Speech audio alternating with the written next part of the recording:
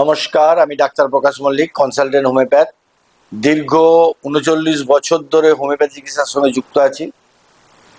আমরা এই doctor plus homeo চ্যানেলে দীর্ঘদিন ধরে এই বিষয়ে, স্বাস্থ্য বিষয়ে আলোচনা করছি। উদ্দেশ্য সুস্থ বিশ্ব। আসলে আমরা মনে করি যে রোগ আরোগ্যের থেকে রোগ প্রতিরোধ শ্রেয়। সেই দৃষ্টিকোণ থেকেই আমাদের আলোচনা। কারণ আমরা বারবার বলি যে সুস্থতা কিন্তু মানুষের খুব গুরুত্বপূর্ণ বিষয়। এবং এক প্রসঙ্গে একটা উদাহরণ দিয়ে কথা বলি যে পৃথিবীর সব, আপনার অর্থ থাকবে, সম্মান থাকবে, ডিগ্রি থাকবে, স্বাস্থ্য ভালো না থাকলে কিচ্ছু, গাড়ি বাড়ি কিছুই প্রয়োজন নেই। অথচ আমরা সেই স্বাস্থ্যটাকে কিন্তু অবহেলা করি। আমরা অর্থের জন্য স্বাস্থ্যকে অবহেলা করি, আবার সেই অর্থ দিয়ে স্বাস্থ্যকে ফিরিয়ে আনার চেষ্টা করি। এটা কিন্তু কখনোই ঠিক নয়। এবং আমরা যদি একের গায়ে শূন্য দিতে থাকি, তাহলে 10, 100, 1000, লক্ষ, কোটি নিযুক্ত পর্যন্ত হয়ে যাবে।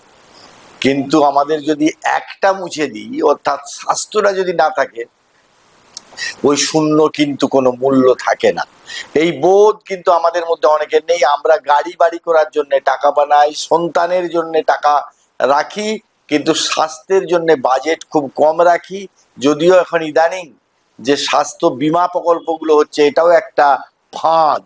কারণ অন্য সব টাকা রাখলে আপনি কিন্তু টাকা ফেরত পাবেন, এটা ফেরত পাবেন না। এবং এইটা বিভিন্ন হসপিটালে গেলে তারা আনন্দিত হয়, বেশি করে বিল করে দেয়।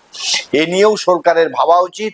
এটাও একটা বিরাট ব্যবসা এবং মানুষের টাকাকে নষ্ট করার একটা ফাঁদ বলে আমার মনে হয়। যাই হোক, আজকে যে বিষয়টা নিয়ে কথা বলবো সেটা হচ্ছে ঘুম।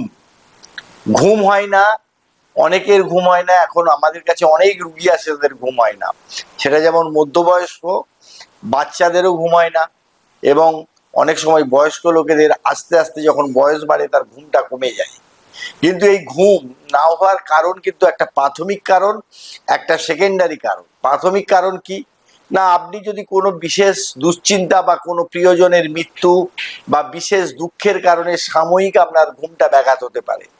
আবার ঘুম না হওয়ার কারণ অতিরিক্ত আনন্দ, যখন আপনার কাঙ্ক্ষিত ফলের থেকেও বেশি আপনার লাভ হয়েছে তখনও ঘুম হয় না। অর্থাৎ অতিরিক্ত আবেগ, অতিরিক্ত আনন্দ, এটাও ঘুম না হওয়ার কারণ। সেটা অবশ্য প্রাথমিক কারণ, সেটা আস্তে আস্তে কেটে যায়, আবার স্বাভাবিক জীবন এলে ঘুম হয়ে যায়। কিন্তু যে কারণটা প্রাথমিক নয়, যেটা সেকেন্ডারি, সেটা হচ্ছে চর্মরোগের চুলকানি আপনাকে ঘুমরাতে বাধ্য করে। আবার বয়স্কদের প্রোস্টেটের সমস্যার জন্য কি হয় না, বারবার ঘুম থেকে উঠতে হয়, তার কারণে তার ঘুমের বিঘ্ন ঘটে। আর ব্যথা যন্ত্রণা, ক্যান্সারের ব্যথা, আমরা ক্যান্সারের চিকিৎসা করি, সেই জন্য ক্যান্সারের প্রসঙ্গটা এসে যায় যে বারবার ঘুমের যন্ত্রণা, ঘুম না হওয়ার যন্ত্রণা। আর ঘুম হচ্ছে একটা গুরুত্বপূর্ণ বিষয়।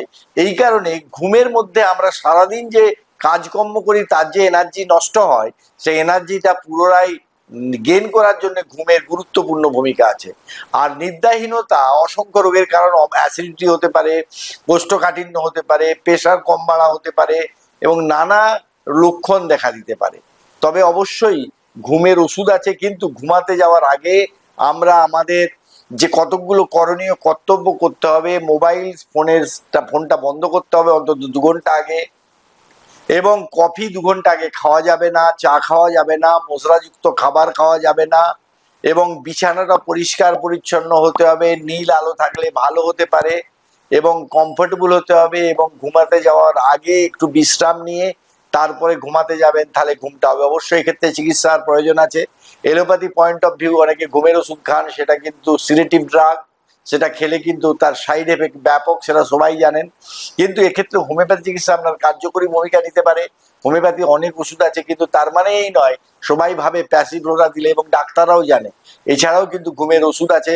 কারণটা বুঝতে হবে। তার মানসিক কারণ, দুঃখজনিত কারণ হলে আলাদা ওষুধ, তার পরিশ্রমজনিত কারণ হলে আলাদা ওষুধ, এবং তার দুশ্চিন্তাজনিত কারণ হলে তার আলাদা ওষুধ।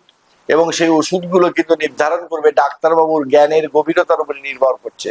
তাই কারণ, লক্ষণ এবং মায়াজামের ভিত্তিতে প্যাসিভ্রোরা খেলে ঘুম হয়, কিন্তু সেটা কমন। এবং সেই সঙ্গে সঙ্গে ভাবতে হবে যে আমাদের কারণটা বুঝে ওষুধ দিলে তাহলে কিন্তু ভালো কাজ হবে। আর হোমিওপ্যাথিতে সাইড এফেক্ট কম, তাই এক্ষেত্রে ঘুমের ওষুধের ক্ষেত্রে হোমিওপ্যাথি যে বিরাট গ্রহণযোগ্যতা আছে সে বিষয়ে কোনো সন্দেহ নেই। যাই হোক, আপনারা ভালো থাকুন, অপরকে ভালো থাকতে সাহায্য করুন। আমাদের এই ডক্টর প্লাস হোমিও চ্যানেলটিকে যদি আপনারা সাবস্ক্রিপশন করেন তাহলে আপনাদেরকে আমরা নতুন নতুন ভিডিও সহজেই নোটিফিকেশন পেয়ে যাবেন। যারা সাবস্ক্রিপশন করেছে তাদেরকে অভিনন্দন, এবং আপনারা লাইক শেয়ার কমেন্টস করে আমাদেরকে জানাবেন যে আপনারা কি চাইছেন, এবং আপনাদের লাইক শেয়ার কমেন্টস আমাদেরকে অনুপ্রাণিত করবে। আমাদের বেল আইকনটা ক্লিক করে দিলে আমরা অনুপ্রাণিত হব। সবশেষে বলি, আপনারা ভালো থাকুন, অপরকে ভালো থাকতে সাহায্য করুন। নমস্কার।